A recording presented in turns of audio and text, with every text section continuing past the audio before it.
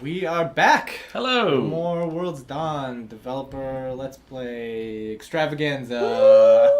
Woo! That's gonna be the name of the video. Yeah, getting our boots wet with rain and mud today. Just finishing up that villager meet and greet. Still got a few to meet. A couple stragglers. Be sure not to use all my energy here, because you can get sick on stormy days. That is something I remember.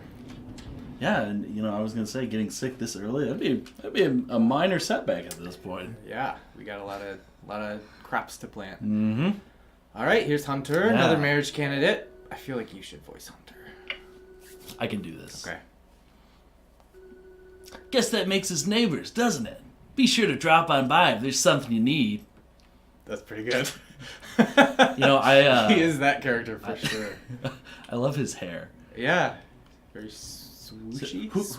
Who do you think has the best hair?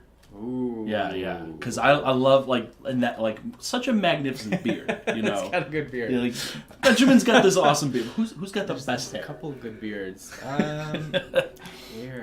Yeah. I really like Amber's Yeah. hair. Okay. She's got kind of like an updo. It's not an updo. I don't know why I'm pretending to know what hairstyles are called. You can like hair without knowing exactly the style. Yeah. Hers is a good balance between I've seen people wear that kind of hair before, and also kind of the anime. Yeah. A little crazy. There's Boots, by the way. Boots sleeping up there, based on my cat Twinkle Toes, with the very gray fur and the little white paws. Sleeping on some crates. As one does. Alright, so we still need... who do we still need? We still need Logan, the shipper, I believe. Yep. He should Logan. most likely be at the bar tonight. Mm-hmm. Cole. Bloom, Cole. Wherever he's hanging out right now. Can we pick up a mushroom? A wild mushroom. Wild mushroom. And if I can Mario get has taught me anything. You better eat that right now. Well, it could be a poisonous one. Those are true. Purple, though. Yeah. Right? Yeah, Purple. yeah. I think I have a skull on there. Yeah. If you're out in the wild and you see a purple mushroom with a skull on it, do not eat it. Yeah, that's just good. Sound advice all developer detail advice. Pro tip. Man, yeah. All right, Cole. Come on, where are you, Cole? This. Even when I was making the game, I would often consult the wiki for little details, because I originally put the game out as it was the spring season first, and then I kind of released it episodically as a free demo, so people were playing it from the very beginning and filling out pages on the wiki. So I would be developing the game on one monitor, and on the next monitor I would have the wiki open, because it was just organized in a much more pleasant way than my own crazy notes or databases full of... There's a method to your madness. Sometimes. We've already met Dimitri. I don't know. Yeah, I'm going I think to so. Dimitri's house, kind of waiting. I mean, he's got a cool. 6. He's got a cool house. He does. Yeah. A decent house. Bachelor pad. Although he's not a bachelor, which we went over. Yeah, so last episode. Less of a still a bachelor sore spot. Maybe we shouldn't bring that up. Well, you know what I could do is do a little digging around. Literally. Whoa. Whoa! Nice. Can change Just the right in front of the sign. All right. That is there's actually Juicy nothing. That juicy. There's nothing Sage Glop. Sage Glop. Good Dan, Sarah. Methinks thou lookest a cunning chap. Perchance thou hast but one moment to satisfy the musings of this humble Sage Glop. A third rainbow ribbon dost shine in what color? Well, we don't have the rainbow ribbons yet. Yeah. But Roy G. Biv. Right. Oh, yeah. Yeah, so that would be yellow. Verily so, as is custom among mine kin, I shall present thee a gift from our treasury. Something simple like that you learn in kindergarten. I literally was sitting there thinking what is the third color? Yeah. Come now, as thou wilt. Mayhap we shall meet anon.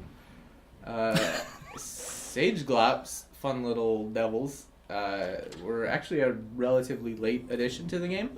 Very much, we've talked about, I think this is we'll just make it a streak of talking about Zelda every episode.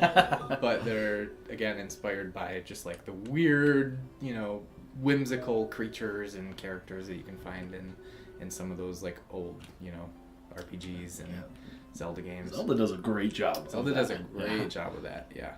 I'm going to do my best to not turn this Let's Play into like let's gush and tell stories about Zelda. We got to focus on World's Dawn, but... everyone knows what Zelda's done right, and so it's kind of like it's a little bit of an homage, Yeah. Like to have the mechanics and things that worked well, use what you like and put it in your game. Obviously, this game is not like Zelda or not like any. I mean, besides Harvest Moon, not like any of the other games that I love so much. But you're always going to take elements of it. You're always going to try to incorporate, strengths and hopefully kind of at least have your own spin on them and have a reason why you want to do them. The Eden fruit. I needed the Eden fruit. Yes. Get some of that max energy. Max energy up. Yeah. It's very, very helpful, especially when you have a busy day. I'm just going to eat it right now. Yeah. All right. Let us return home. We met. Okay, who do we still gotta meet? You gotta get a couple people still. Bloom, Cole, and Cole. So we've got 3 left. Yeah. Not sure where Cole is on this stormy day. Dimitri, actually, we could go to the mine, and Dimitri should be at the mine. So I'll do that, and then I'm gonna run home and get some seeds to plant. Yeah, plant some seeds. Yeah. Let's actually do a little bit of farming. farming. And this is a good time to do it because it's raining, so we don't have to spend the energy on our watering can. Mm-hmm. So this is smart. It's smart farming. Smart farming. Work hard, not smart. Mm-hmm. I always thought that was kind of a dumb. Like, you should work hard. Like, just because you're working smart doesn't mean you shouldn't work hard. Like, do both. To do both. Yeah, and sometimes like working hard is even better than working smart. Sometimes you just gotta get in there and little elbow grease. I love that jump noise so much. It's the classic. Yeah, I'm pretty sure that's one of the few sound effects in the game that's so the RPG Maker engine comes with like a default library of sound effects. And I think that's one of them because it's such like an iconic. Like, that's what jumping sounds like. It really like, does. Yeah, that's the sound design in the game is something I didn't right away didn't spend a lot of time on, but as I got later and later in development, and as I mentioned, I wanted it to be more and more like atmospheric on rainy days and stuff. I put a little more time into making things, not just the sound effects, but the ambient sounds of the rainfall and the river and blah blah blah. But yeah, that's something I think I did a much more with that in A Story Beside. Yeah. Coming up. Okay. Incorporated a lot of like sounds that you get closer to a waterfall and the sound of the waterfall gets louder and kinds of effects like that you don't always see in like 2D games. So I'm excited for people to check that out, but I'll try.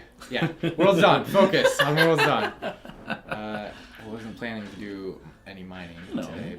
You gotta break a few rocks. Gotta break a few rocks. You got the pickaxe. You might as well use it. You live in Sugar Blossom Village. You gotta break a few rocks. That's what they say. As they always say, you can't plant seeds without breaking a few rocks, right? Something like classic phrase. Classic saying. Everybody says that. Fun fact number 312. Ooh. These little glowy mushrooms, they do not appear in the launch trailer of the game. They were such a late addition that even the literal launch trailer of the game didn't have them. So like right up until the end, I was adding little like visual effects and flair and that kind of thing. I love it too because it's like it's that cave atmosphere. Yeah, It's like, yeah. Why did caves have to be dank? And have a couple. Little glowing mushrooms. Glowing mushrooms. Gotta have the glowing mushrooms. Life would be better if there were more glowing mushrooms places. Yeah, you that's rough. It's just RNG right there. Yeah, that's true. You can, pro tip number 2. I don't know if that's number 2. Yeah, number 2. You flip a coin in the fountain in East Village, and your luck stat goes up for the rest of the day. Oh, really? Mm-hmm. Yeah, I'll be honest, I didn't know that. I'm sure I've done it a few times, but like I never say, hey, there's a penny for the fountain. All right, we're gonna jump in the hot spring here, get a little energy back. I'm completely running out of time to plant my seeds. Spend too much time mining.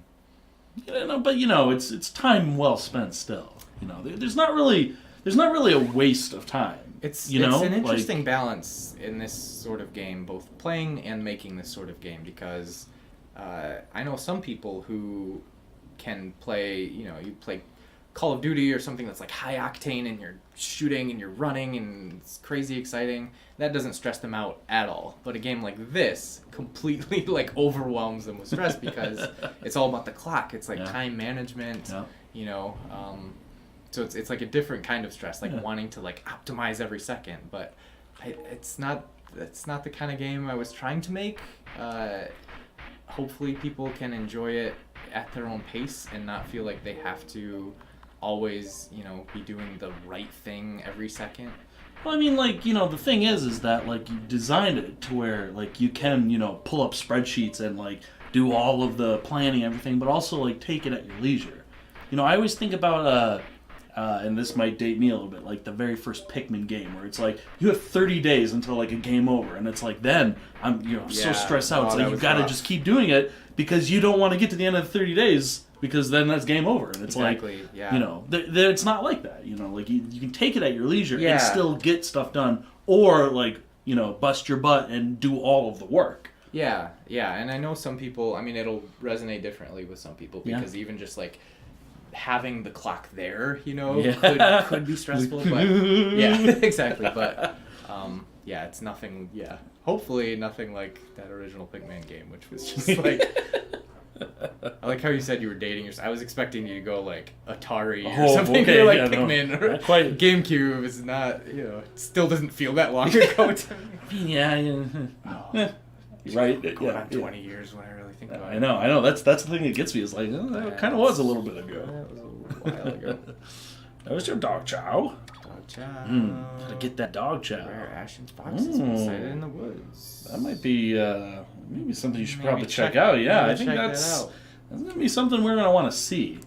Are we ready to go into origin story of World's Dawn? Go way back. I think we are. First time this game was even like, the glimmer of an idea. Yes, I think we are. It's related to what's going on the screen. So this program on TV, Prophecy Quest, might be familiar to you. Yes. When I first started to use the RPG Maker software, when I first like discovered it and was like, oh man, I can actually like make my own game that somebody else could play. This is amazing. I had made card games before and board games before.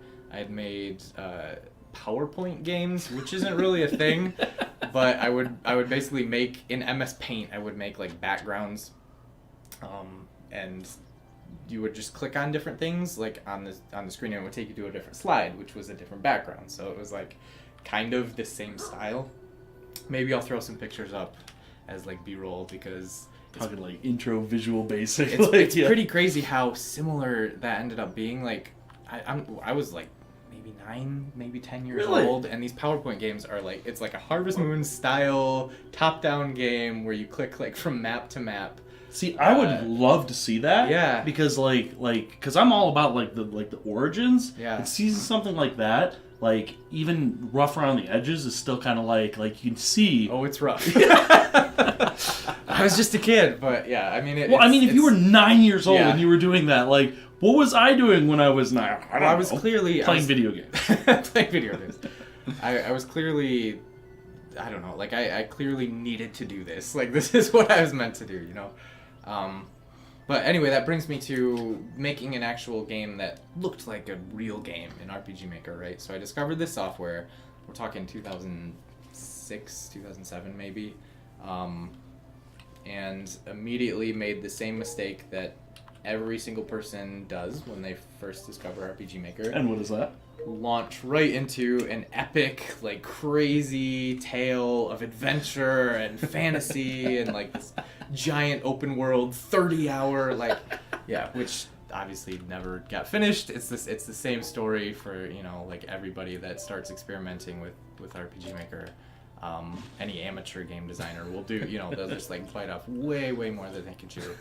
But that project was called Prophecy. You can actually play the first chapter of it, like the demo, on rpgmaker.net still to this day. That's awesome. I can't in good faith recommend that you do. I mean, I don't know. I still enjoy going back and looking at screenshots from time to time, but anyway, okay, we're getting to World's Dawn, I promise. So after a couple years of kind of like working on that on and off, I realized it was never gonna get finished. But the idea that I had was, so you go on this classic fantasy adventure journey, right? You meet all these people, you slay the dragons, you fight the ultimate evil, and you go back to the hometown of the main character, who, which in traditional fashion was burnt to the ground at some point in the story, right? It's like that's what always happens. They lose their hometown, they gotta leave on a quest. Cole! We found him! Hey there, stranger. It's great to see a new face strolling around Sugar Blossom. It's finally great to see you. Yeah, it is. It took us 3 days. We've been looking everywhere for you. So I thought it would be really cool if at the end of one of those kinds of stories, you went back to that hometown and rebuilt it, right? So as the protagonist of this 30-hour-long adventure, going back with the same characters you've grown to love over the course of this game, and like build back up the town in a Harvest Moon style life sim where you were, you know, growing crops and trying to make money and trying to basically like bring life back to the town. So you can kind of see how that eventually turned into exactly, yeah. So I just thought that idea of like basically tacking a Harvest Moon game onto the end of a Final Fantasy game is like the core idea. But the prophecy in the game, there was an actual prophecy, go figure, and the last line of the prophecy is, I can't remember it exactly, but it's something like weaving a new tapestry with the world's dawn stretched across the threads. So that like end chapter of that game was always meant to be called Prophecy World's Dawn. Yeah. Like or a new world's dawn or something like that. And as I started kind of working on that final chapter, I realized I was having more fun working on the final chapter and making stuff like, you know, a farming system and a relationship system where you could befriend and get to know all these different people. That was just so much more fascinating to me, to the point where I eventually just completely dropped Prophecy as a project and worked on World's Dawn as a full game on its own. Yeah. So there's another example of something that I probably wouldn't, if I was gonna make this game now, it probably wouldn't be called World's Dawn. Like that has more meaning if you know like the full story behind it, which literally nobody does. Well now, I mean, now. Bloom. Missing one. All right, I'm gonna run Slippery. Yeah. So where do you, so obviously Sugar Blossom, like seasons, a variety of things, environments. Where in the world do you think this would be located if you had to pinpoint? New Zealand. Yeah. Okay. I can see that. Yeah. Okay. It's basically just like Lord of the Rings, the video game, right? Yeah. So. Yeah. I mean, I know, that's sort of a dream I have. Me and my wife want to someday go to New Zealand. Yeah? And what is so fascinating about it, you know, from what I know, like I don't know a whole lot. We hopefully have a worldwide audience that will put me in my place, but like how many different types of geography and like climates and things are just in that one, you know, fairly small country. Mm-hmm. And that's kind of what I see Sugar Blossom, like right on the edge of the water, but there's also mountains and there's forests and there's kind of everything within this little microcosm. Another little tease for my favorite characters. Okay. I think Bloom might make the top 3. For real? Really? Yeah. Okay. Yeah. Why? Couple reasons. He is obviously the youngest villager in Sugar Blossom, but he is also, and because of that, he's just very unique. Like his dialogue is very different than anyone else's. He's very playful. Reminds me a lot of myself as a young boy. Okay. But also when I was first making this game, my wife Marianne, who you know, she wrote some of Bloom's dialogue because I was struggling. I was how do you make it, you know, how do you write in a little kid's voice? Like, how are you supposed to do that? And she was like, she gave me she was like, she's my biggest critic. She's like, you know her. She's very practical, matter of fact. If something's wrong, she'll tell you. She'll speak up. Tell you. So yeah, she was basically just criticizing the heck out of my little kid dialogue, and she was like, here, just like let me do it. So she ended up writing probably about half of the dialogue in the final game from Bloom. It's written by Marianne. I did not know that. She's not credited as such, but so that is special for me too. I guess it's just like absolutely. It's a little different, and it's kind of fun because like it's something I didn't. I mean, she did a great job. Like, she did, yeah. Playful dialogue. He's charming. Yeah, no, charming is exactly the word I was going to use. Like that large grin of the artwork combined with the charming. Yeah, just like, I think. Oh, you Bloom. For him, almost more than anyone, the little sound effects add a lot too. Yeah. So he just has a very infectious kind of smile and energy. Does. Before we talk to Barley and complete our very first quest, we're having a stare down with them. We are, yeah. You're not gonna get past me, old man. Let's end the episode there. Another little cliffhanger. Yeah. See what Barley says. What is he gonna say? Find out next time on the World's On Developer Let's Play. Dun dun dun.